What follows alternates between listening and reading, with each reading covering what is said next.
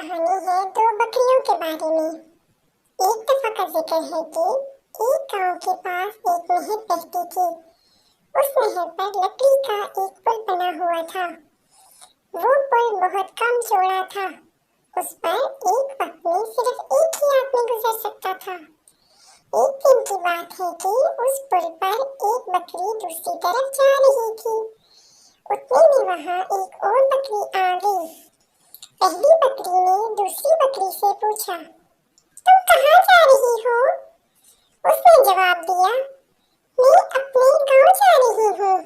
तो पहली बकरी ने दूसरी बकरी से कहा, पहले मैं इस पार जाऊंगी, तुम मेरे बाद आ जाना। दूसरी बकरी कहने लगी, नहीं नहीं, पहले मैं जाऊंगी। इसी तरह दोनों बकरियों ने एक दूसरे की बात ना मानी।